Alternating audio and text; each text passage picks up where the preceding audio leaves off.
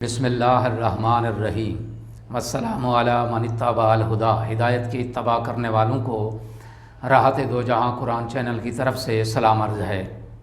تمام تعریفیں اس پروردگار کے لیے ہیں جس نے اپنے بندوں کے لیے تجارت کو حلال اور سود کو حرام قرار دیا ہے۔ لاکھوں درود و سلام ہوں محمد و آل محمد پر۔ صاحبان ایمان سامعین کرام، ہمارے آج کے سبق کا موضوع ہے سورہ بقرہ کی آیت نمبر 275۔ تو آئیے پروردگار کے پاک نام سے اپنے سبق کا آغاز کرتے ہیں۔ بسم اللہ الرحمن الرحیم۔ الذین یاکلون الربا لا یقومون الا کما یقوم الذی یتخبطہ الشیطان من المس ذالک بانہم قالوا انما البیع مثل الربا واحل اللہ البیع وحرم الربا فمن جاءہ موعظۃ من ربہ فانتہی فلہ ما سلف وامرہ الی اللہ ومن عاد فاولئک اصحاب النار ہم فیہا خالدون۔ ترجمہ: جو لوگ سود کھاتے ہیں وہ بس اس شخص کی طرح اٹھیں گے جسے شیطان نے چھو کر حواس باختہ کیا ہو۔ اس کی وجہ یہ ہے کہ وہ کہتے ہیں تجارت بھی تو سود ہی کی طرح ہے، حالانکہ اللہ نے تجارت کو حلال اور سود کو حرام قرار دیا ہے۔ پس جس شخص تک اس کے رب کی طرف سے نصیحت پہنچی اور وہ سود لینے سے باز آ گیا تو جو پہلے لے چکا وہ اسی کا ہوا اور اس کا معاملہ اللہ کے سپرد ہے، اور جس نے اعادہ کیا تو ایسے لوگ جہنمی ہیں جہاں وہ ہمیشہ جہنم میں رہیں گے۔ آیت کی تفسیر: سود کی دو قسمیں ہیں۔ پہلی قسم یہ ہے کہ قرض پر سود۔ اس کی یہ تعریف کی گئی ہے کہ سود وہ زائد رقم ہے جو قرض خواہ اپنے مقروض سے اصل زر کے علاوہ وصول کرتا ہے۔ دوسری قسم ہے معاملاتی سود۔ یہ وہ اضافہ ہے جو کچھ مخصوص اور ہم جنس اجناس کے تبادلے پر لیا جائے، جیسے 1 کلو گندم ادھار دے کر بعد میں اس کے عوض 1.25 کلو گندم لینا ہے۔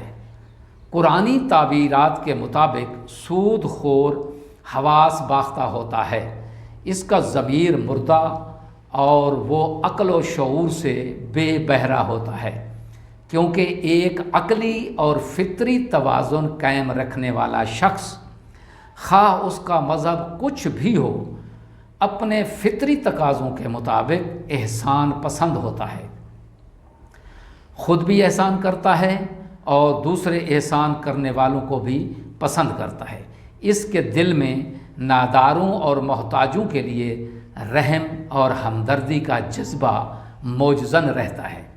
وہ مال و دولت کماتا ضرور ہے مگر اپنی ضرورت سے زائد مال کو دوسروں کے خون پسینہ کی کمائی بٹورنے کا ذریعہ نہیں بناتا،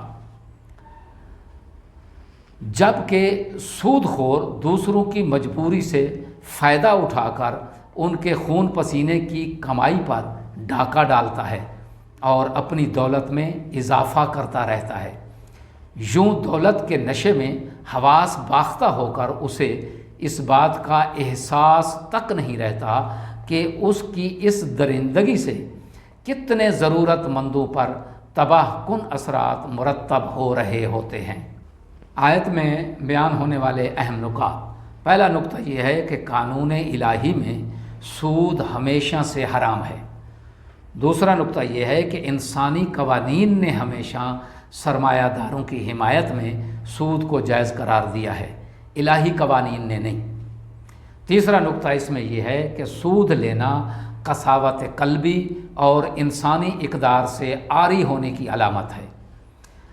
چوتھا نقطہ اس میں یہ ہے کہ سود سے اقتصادی توازن ختم ہو جاتا ہے، کیونکہ قرض لینے والے کی پیداواری صلاحیت ہر روز کم ہوتی چلی جاتی ہے اور قرض دینے والے کی مالی طاقت میں روز افزوں اضافہ ہوتا چلا جا رہا ہوتا ہے۔ اس معاشی بحران اور ظالمانہ طبقاتی نظام کی وجہ سے معاشرہ بگاڑ کا شکار ہو جاتا ہے۔ پانچواں نقطہ اس میں یہ ہے کہ تجارت اور سود نفسیاتی، معاشی، سماجی، سیاسی اور اخلاقی اثرات کی وجہ سے نیز اپنی اپنی ماہیت کے اعتبار سے دو الگ اور متضاد چیزیں ہیں۔ تجارت مفید ہے جبکہ سود نقصان دہ ہے۔ چھٹا نقطہ اس میں یہ ہے کہ سودی نظام معیشت معاشرے کے لیے ہلاکت آفرین ہے۔ اسلام نے اسے اللہ اور رسول صلی اللہ علیہ وآلہ وسلم کے ساتھ جنگ کے مترادف قرار دیا ہے اور اپنا غیر سودی نظام متعارف کرایا ہے جو شراکت، مضاربت اور قرض حسنہ کے اصولوں پر قائم ہے اور معاشرے میں اقتصادی تعاون برقرار رکھنے کا ضامن ہے۔ آخر میں دعا ہے کہ خداوند عالم ہمیں تجارت کرنے کی توفیق عطا فرمائے اور سود سے بچنے کی بھی توفیق عطا فرمائے۔ ان حضرات سے درخواست ہے کہ جو سودی کاروبار کر رہے ہیں وہ آج سے سودی کاروبار کو ترک کر دیں، کاروبار کو بند کر دیں اور اللہ کے حضور توبہ کریں، کیونکہ خداوند عالم نے یہ وعدہ فرمایا ہے کہ جو احکام پہنچنے سے پہلے جو تم نے کیا ہے وہ تمہارا، اس کا اعادہ نہ کریں۔ وآخر دعوانا ان الحمد للہ رب العالمین۔